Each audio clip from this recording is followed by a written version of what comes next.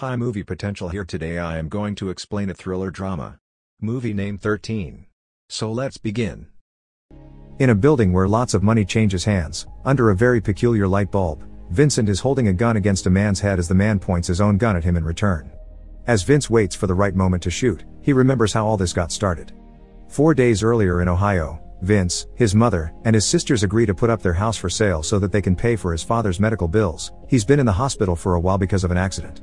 Vince visits his dad every day before going to work. As an electrician, he works with a variety of clients, and today's is Mr. Harrison, who has received a mysterious letter and doesn't know he has a cop parked across the street, taking pictures of him. When he tells his girlfriend about the letter, Vince overhears him saying it'll bring him a lot of money. Later that day, Vince returns home to celebrate his youngest sister's birthday and is amused by her wish of having her own lamb. Meanwhile, on the other side of the country, Jasper Baggas meets with some shady men that lend him $2 million, expecting him to pay back $3 million in 3 days. The next day, when Vince visits his dad at the hospital, the doctor tells him another operation will be needed, which of course will make the debt worse. Afterward, Vince goes back to work at Mr. Harrison's and overhears him telling a friend that this special job will give him a large amount of money in just 1 day. He did the same job in the past and managed to make it because of luck, but the memories haunt him. So after his friend is gone, Mr. Harrison goes to his room wanting to have some good time but accidentally dies from an overdose. Sometime later, after the cops have asked all the important questions, Vince is allowed to go. But before he leaves, he stops by Mr. Harrison's desk and steals the mysterious envelope, which has a train ticket for New York and a CPS receipt for pickup. Vincent goes to the post office, gives his ID to the clerk when he asks for it, and in return he gets a package with a phone, $500, a key, and a letter with a spider logo and instructions that tell him to use the money for the hotel in New York and that he should only use the phone provided he can't take his own. He'll later receive further instructions. Mr. Harrison's girlfriend tells the police about the missing envelope, and when they go to check the post office, they find Vince's name as the person that picked up Harrison's package. They send this information to Detective Milan, who has been investigating the case behind those envelopes, and orders them to follow Vince around. The next day, Vince puts on his best suit and takes the train to New York, unaware that a cop is following him. He makes it to the big city and stays in the hotel as the instructions said, and later in the middle of the night, he gets a call on his new phone. Pretending to be Harrison, Vince receives new instructions, which he follows to a T the following day. He goes to the Postnet store by Grand Central, uses the key to open a P.O. box, and finds a new envelope with another train ticket, a small piece of cork with the number 13 on it, and even more instructions. His ticket is for Macomb, but he must get off one stop before. Later on the train, Vince is asked for his ticket by the inspector, who then tells the cops about Vince's destination being Macomb. But since he gets off earlier, he manages to get some minutes of advantage on the cops. The next step is to take a cab to the outskirts of town, where another car shows up after the taxi is gone. The driver is Jack, who shows Vince a piece of cork that also has the number 13 on it. After Vince shows his own, Jack calls him over, takes the phone, and takes him away in the car. Milan and the cops arrive seconds later after asking the cabbie to take them there, but it's too late, there are no clues for them to follow. Moments later, Jack takes Vince to an old shack in the middle of the forest. Another 2 men there give Vince new plain clothes to wear and inspect his old ones, getting sure he hasn't hidden anything in them. They go as far as cutting off the heels of his shoes. Then Vince is driven to another location, this time a huge mansion filled with rich people.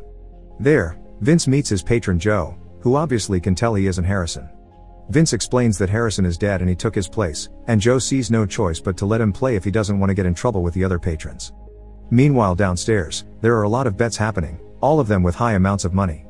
Jasper arrives and bets on the participant he patrons, number 6, and Joe bets on Vince, who has been assigned number 13.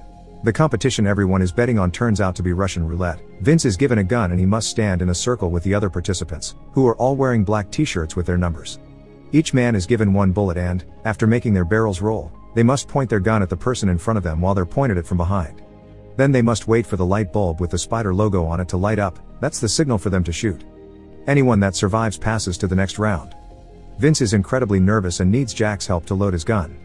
When the bulb finally lights up, a few men die, but the round isn't over yet. Vince hasn't shot his gun. Security comes over and threatens him with getting shot too if he doesn't follow the rules, so Vince gathers as much strength as he has and finally fires his gun. Thankfully, the guy in front of him survives. After the first round is done, Joe talks to Vince privately and tells him to man up. Joe also begins taking bets from the patrons that lost their men, and Jack offers Vince some morphine, which he turns down. Meanwhile, Patrick Jefferson, who is participant number 17, talks to his patron Jimmy, telling him he'll pay him 50 times more if he gets him out of here. Jimmy doesn't understand why Jefferson is participating in such a competition if he has so much money, so Jefferson tells him his story. He used to be in jail, until one night, they made him dress up to then lock him in a box that was shipped to this mansion. Jefferson was in the box for whole 2 days, but Jimmy isn't moved by this tale and says he can't help. Jasper is also getting some extra bets on his participant, who happens to be his brother Ronald Lynn Bagas. Until very recently, Ronald had been in a mental institution, but Jasper took him out just so he could be his player. The second round begins, and this time, each gun will have 2 bullets in them. Half of the circle dies, and Vince survives by sheer luck. The guy behind him didn't even have time to shoot. There is a moment of surprise when number 16 suddenly stands up again, but when the doctor checks his injuries, he declares him incapable of continuing, so security shoots him for good. Participant number 11 Hans has a mental breakdown, so his patron Schlendorf tries to calm him down with a motivational speech, but it isn't very helpful. Jefferson has another chat with Jimmy, telling him more about his past. He went to prison for robbing a truck, but before he was captured, he hid the money somewhere safe. If he loses the competition, Jefferson wants Jimmy to find the money using a map he's just drawn and he'll be keeping in his pocket. Jimmy can keep half of the money if he sends the other half to Jefferson's son, who is also in jail, and Jimmy accepts the deal. While collecting more bets, Jasper is having some flashbacks of his own. Back when he took his brother out of the mental institution, Ronald stopped taking his medication, claiming he felt better without it. Now, however, he doesn't look so well.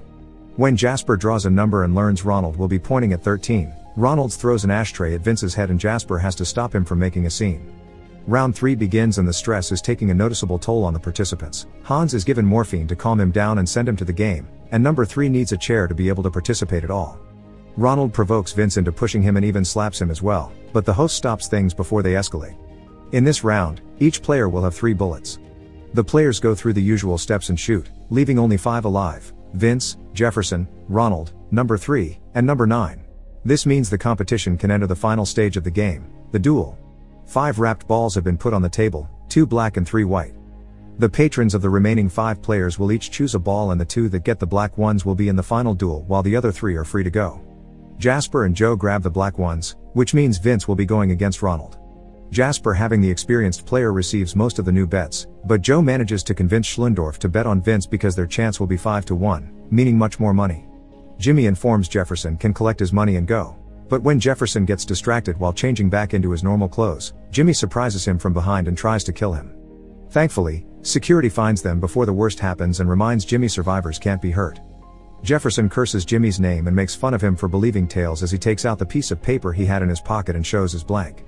Jimmy and the guard leave, and before he finishes changing, Jefferson reveals it was all a trick. The blank paper had been a decoy. He still has the map on him as well and proceeds to burn it before finally leaving.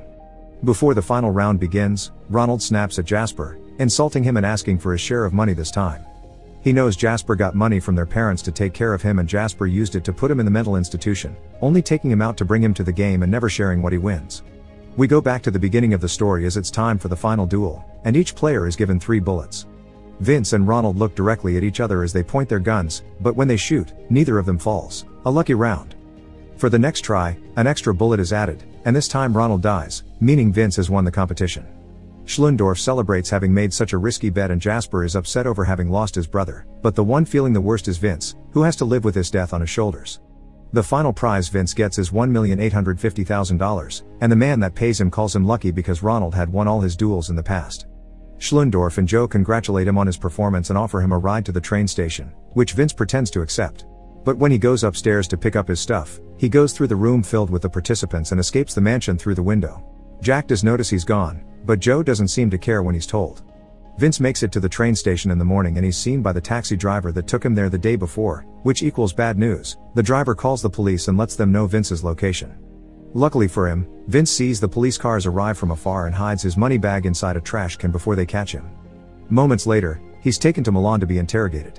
The detective asks about the money, but Vince pretends he doesn't know what he's talking about and makes up a story on the spot. He explains he never made it to the competition because they noticed he wasn't Harrison, so they dropped him in the middle of the forest to shoot him, but he ran away.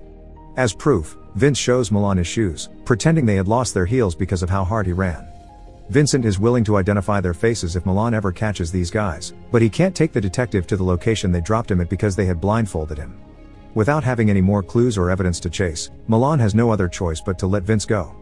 After taking another cab to the station, Vince rushes back to the trash can only to find his bag is gone. But then he notices all the trash bags at the back of the building, meaning they've been changed recently.